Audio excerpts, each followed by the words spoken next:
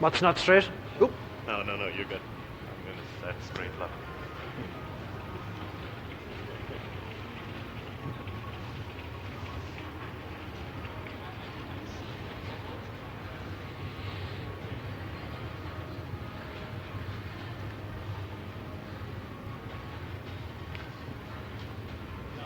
Okay. So welcome, guys. Nice to see you here. Thanks for getting up so early on a Wednesday morning. So what we're going to talk about here today is we're going to talk about how to avoid common issues with virtual machine encryption. So it's a fairly new feature in 6.5. I don't know if any of you guys are actually implementing it yet, or just thinking about it, right? Okay, just thinking about it.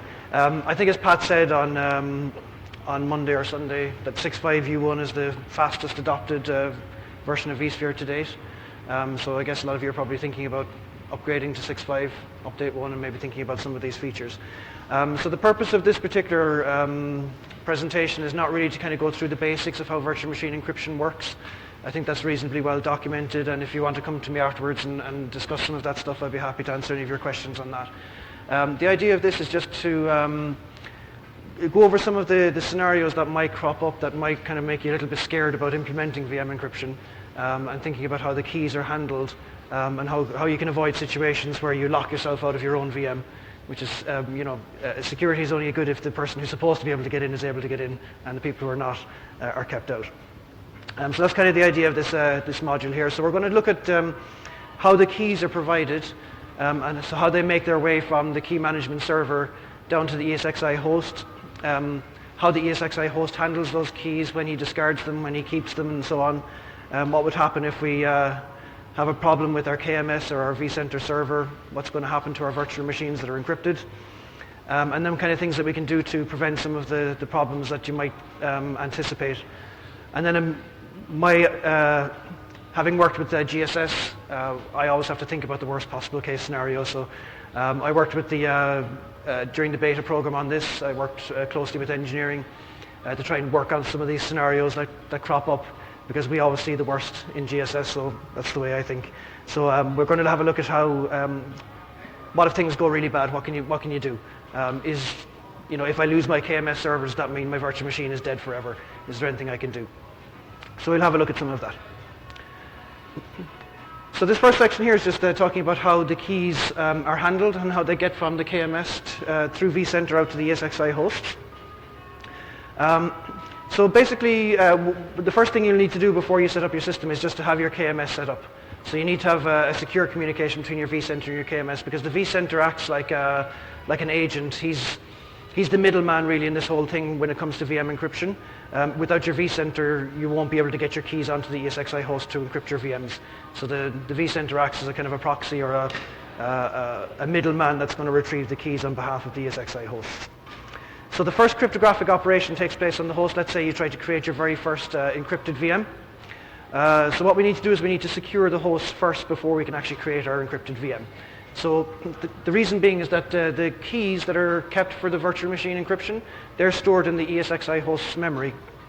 So you know yourselves, if you ever have a PSOD, well, the first thing that happens is we dump the memory into the core dump.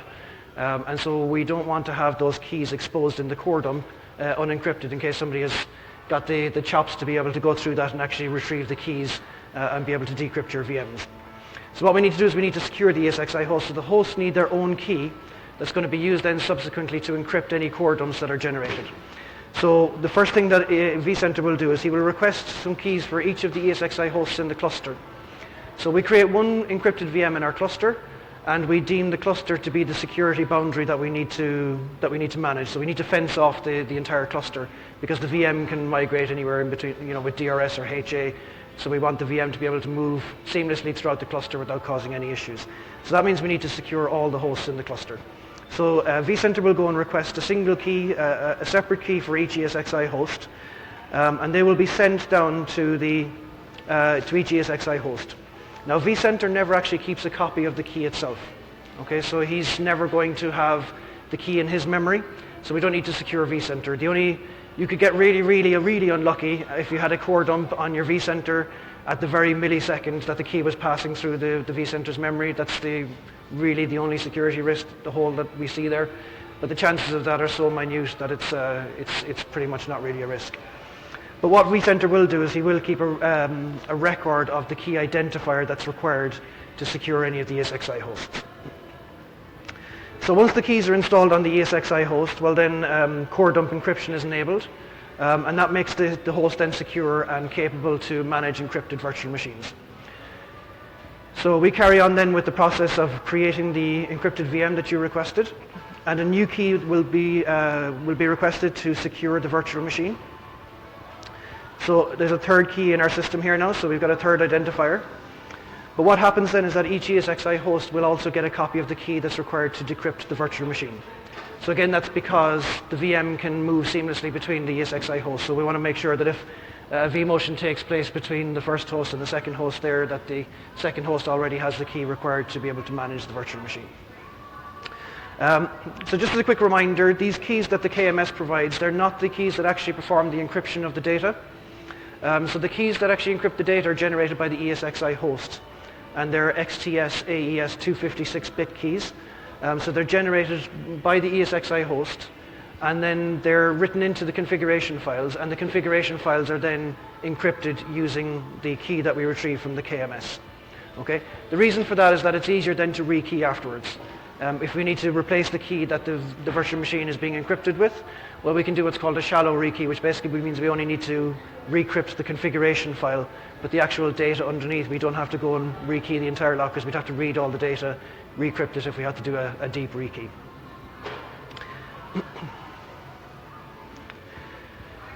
Okay, so how long then does a host hold on to that key in his memory? So as long as the host stays up, well, he's going to hold on to that key. He's not going to discard his copy of the key if there's some reason that he's going to require that key. So if he's still in a cluster that has that encrypted virtual machine, he's going to hold on to the key that's required to decrypt the VM, and he's going to hold on to his own host key until he's told otherwise, or he reboots. So obviously when we reboot, we discard all memory. We have to reload the memory. So when a host reboots, it's going to come back up with a clean memory. And so then vCenter will need to resend those keys onto the ESXi host. Okay, so you can't come back up with those keys already in memory. They have to be resent to the host. So this is where you might start to envisage some problems if your vCenter was down when a host reboots. But when he comes back up, he has no way of getting the keys, right? So we'll talk a little bit later about how we can handle that situation. The host key, so in this case on our host on the right hand side, it would be the one with the red tag, so the one that's used to secure the core dumps. If the host can't retrieve that key, let's say for instance that key was deleted from the KMS server by mistake, and it's required to re-secure the host. If he can't get his host key and create the crypto-safe ESXi host, well then vCenter isn't going to send him any other keys that are going to be used to decrypt VMs. Okay, so we may then need to rekey the host or retrieve a different key to secure the host if that one has been lost. But he's not going to be sent any other keys if he can't get that host key. It's a very special key that's required. It needs to secure the ESXi host. If we unregister the VM then from the vCenter inventory, well, vCenter will determine then that there's no requirement for anybody to have that key anymore because the VM isn't managed. So there's no need to have that key sitting in memory because that may then create a security hole where your rogue admin might come in and re-register the virtual machine and decrypt it. So the key is discarded essentially. Once vCenter tells them that the VM has been removed from the inventory, well then all the hosts will be told to discard their copy of that key. Similarly then, when a VM is unregistered, vCenter is going to recognize that the key is no longer required, so he instructs everybody else to discard their copy of the key, and he removes any reference to that key from the vCenter database as well. So things that the key identifiers that he had read from the VMX file that were stored in the database, those entries will be removed, so vCenter will no longer be aware of any requirement for that key.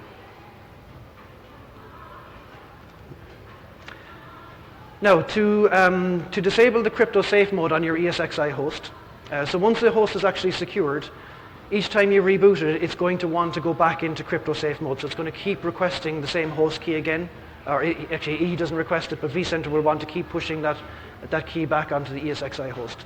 So the only way you can get your host out of crypto safe mode is to switch it off, remove it from the vCenter inventory, so vCenter no longer thinks that it's required, and it will discard its copy of the key. Then you need to re-register the host, but outside of the cluster that's been crypto enabled. And if you do that, then it's going to be non-crypto enabled, and it's not going to be requiring a host key anymore. Okay, but that's the only way that we can currently disable encryption mode on your ESXi host. Okay, so if you don't do that, every time you reboot it, it's going to want to get the same host key back. Okay, so let's have a look at what happens when things go wrong then. Okay, so we can see some of the potential here, right? Maybe, hopefully. So if you lose connection to your vCenter between your ESXi host and your vCenter, or your vCenter is just down for an extended period of time for whatever reason, well, you don't have to really worry too much about your encrypted VMs, because as we said, the host is not going to discard its copy of the key unless it's been told to do so. So as long as the hosts remain up and they're not rebooted, well, they're going to hold on to the copies of the keys that they require to manage their VMs. So even HA will still continue to work here. So if the vCenter went down because, let's say, one of your hosts died, and that was the host that was managing your vCenter, that host is kind of out of the equation now for the time being, but all of the other hosts will still have their copies of the keys that are required for that VM, and HA can restart any encrypted VMs on other hosts, and they should still be able to work. Now, as long as the hosts don't reboot, we're good to go. So the only thing that you won't be able to do is any new encryption options. So if we try to register a new encrypted VM, or create a new encrypted VM, or try to add a new host to the cluster, we'll have to push that into crypto safe mode. Well, obviously, if we can't retrieve keys through the vCenter, none of those operations are going to be able to work. So anytime we add a host to a cluster where there's crypto safe hosts, the new host has to be made crypto safe as well. So that's another reason actually why we need the cryptographic privileges to be able to register hosts. Once you have encryption enabled somewhere in your system, you need the cryptographic admin privileges to register hosts from that point onwards. So I just want to talk a little bit about how the key tags that vCenter recognizes and that he uses in order to go and talk to the right KMS server and request the key. They have the terminology FQID, or fully qualified identifier. And in the key identifiers, which is an example of which you can see here, which is taken from a VMX file, you can see that the key is composed not only of the key identifier, but also the name of the KMS cluster from which that key should be requested. So you may have, in a bigger environment, perhaps you may have a dev cluster and you may have a production cluster. And you may have one KMS server that's providing keys for the dev because it's not so critical, and you have a more expensive hardware encryption appliance maybe for your production cluster. So you can have multiple KMS clusters. So vCenter needs to know which KMS cluster would I expect to find this key from. So the fully qualified identifier includes the name of the cluster as well as the actual key identifier itself. So you'll see the name of your KMS cluster, and it's one that you create yourself when you create your first KMS cluster. When you add KMS to your vCenter, you define the name of the clusters here, and it could have multiple KMS servers sitting underneath there that are replicating their keys with one another. But in our example here, you can see the KMS cluster hyphen cluster is the name of our cluster, and you can see that in the identifier there, KMS cluster.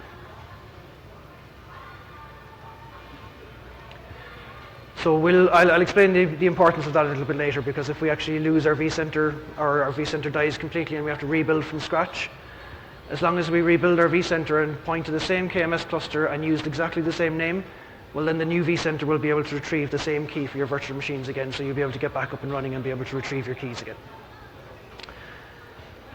Okay, so if your vCenter goes down for good and there's no chance of getting it back, the preferred method would be to restore your vCenter from a backup.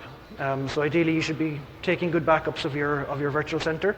That way, then, if you restore your vCenter, you already have all of those settings enabled. So you've got your KMS cluster settings are already there. So if you restore, the database might be slightly out of date if you had created some new encrypted VMs since the backup. but once it connects to the new hosts and they send their inventory back up to vCenter, he'll be able to resolve his database and figure out what's going on there. So that won't be a difficult scenario to get out of there. But if you don't have a backup, you should really question your question your backup policies. But really, if you have to go and rebuild vCenter from scratch, as I said, you don't have to get overly stressed about it, because once you add your KMS cluster back in with exactly the same details that you had before, well then vCenter can make sense of all of those fully qualified identifiers that are being sent up to it by the ESXi hosts, and it will then be able to go and retrieve those keys. But if you make even just a small mistake in the name of the KMS cluster, let's say I went and I called it KMS_cluster instead of KMS-cluster, well then vCenter is not going to be able to retrieve those keys. He's going to look at the key identifier and say, I have no cluster by that name, so I don't know who to ask for that key. So you just need to make sure that you add your details in exactly the same way as you did before. So vCenter, losing vCenter is not so bad. Okay, that's kind of recoverable. Okay, if you lose your KMS, you need to start getting worried. Okay, because you have a very limited window in which you can continue to manage those virtual machines.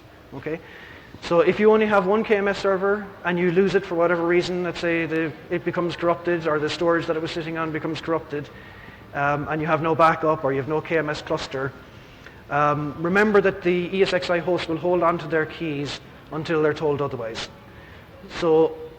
But the problem is that if you then subsequently reboot any of those ESXi hosts, there's absolutely no way of ever getting those keys back. So you need to kind of act quickly here to make sure that your VMs are no longer using keys that are provided by your dead KMS. Okay? So you need to mobilize and you need to get going on that. So ideally, if you have a backup of your KMS, you should do that and get it back up as quickly as possible, or you may find yourself in a situation where your VMs become no longer usable. Okay? Because if you lose the keys, I'm afraid to tell you that there's no secret backdoor that VMware has built into this. If you lose your keys, you have no way of getting in. Okay? You will lose your virtual machine. So if you can't restore the KMS, what you should do is you should get a new one up and running as quickly as possible, so that you can start serving new keys. And then what you can do is you can get in there and you can rekey all of the entities that are using keys from the previous KMS. Once you rekey those with new keys from the new KMS, well then you're safe again. But until that time, you're in a kind of a precarious situation where any reboot of an ESXi host could then render your host is not going to be unusable, but your VMs will be. Okay, so you need to kind of act quickly. So take backups of any of your encrypted virtual machines while you can. So while they're still available, you should get something in there to back them up even before you rekey them. So at least if something really bad really does happen, that you have some recourse that you can go to and get your VM restored in some form or other. But if you look at our best practices, you'll see that if you're using VADP type solutions like Veeam or VDP, that we're telling you that you should also encrypt your backup server. Because if you encrypt your backup server, it means then that we can do the disk hot add. So an encrypted disk can't be added to an unencrypted VM. So if you're using a virtual machine as a proxy for your backups, you need to make sure that that your backup proxy is probably encrypted as well, to take advantage of hot add. Okay, so if that's the case, then you need to work even faster, because if you lose the key to your backup server, well then you're really goosed. Okay, so just you need to work quickly on this.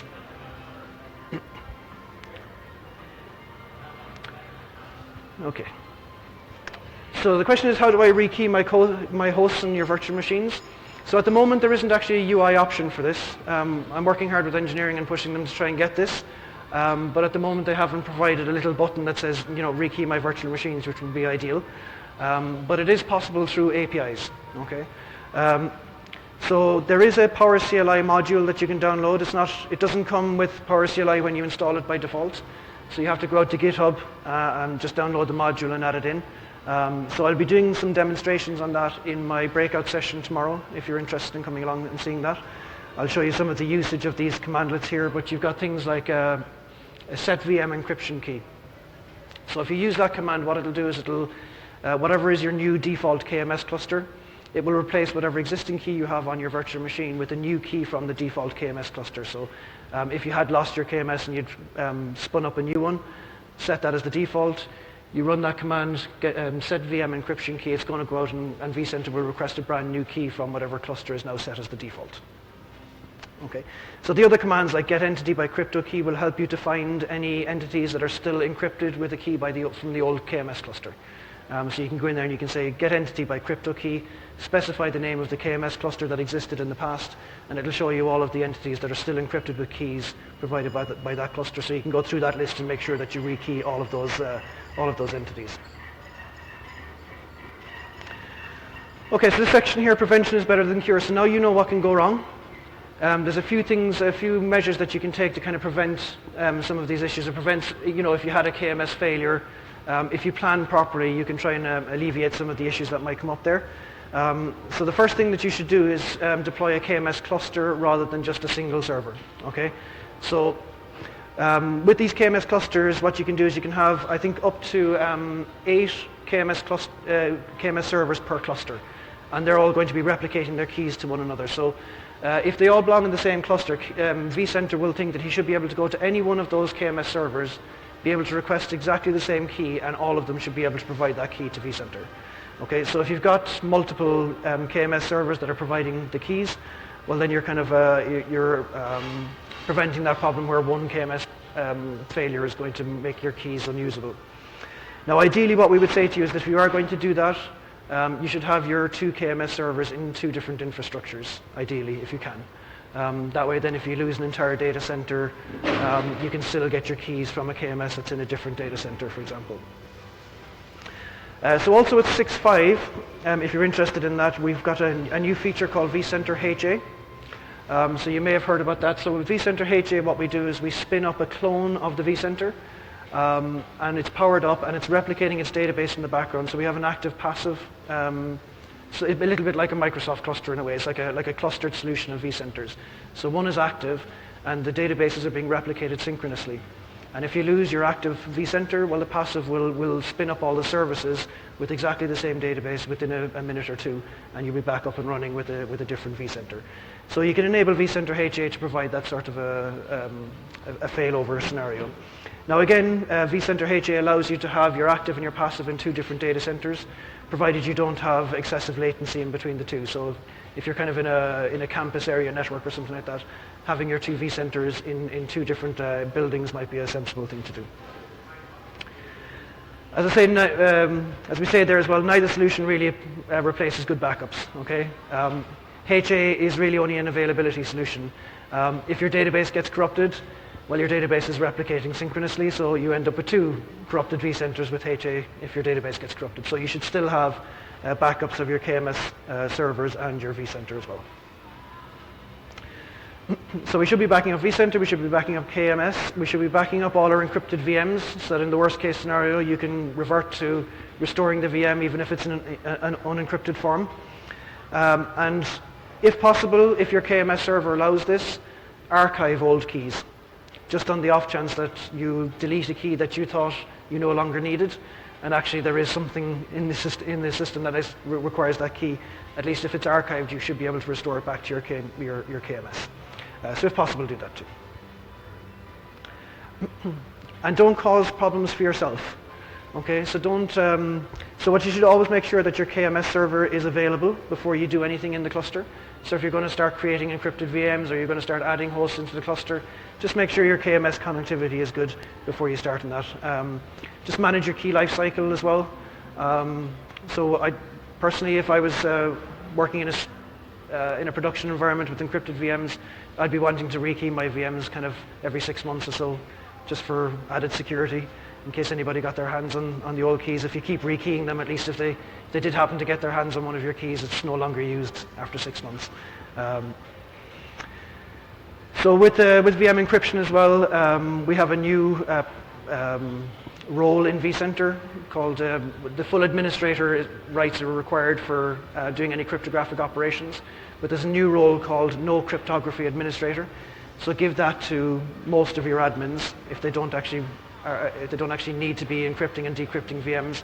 Just maintain the administrator privilege only for the guys that really need it, okay, and give the no cryptographic administrator to everyone else. So you've seen what we've some of the kind of gotchas that are there. So don't go rebooting any hosts unless you know that when it comes back up that the KMS and the vCenter are all communicating happily, and that when the host reboots that it will get the keys that it expects to get. If you're not sure about that, don't go rebooting the host. Okay?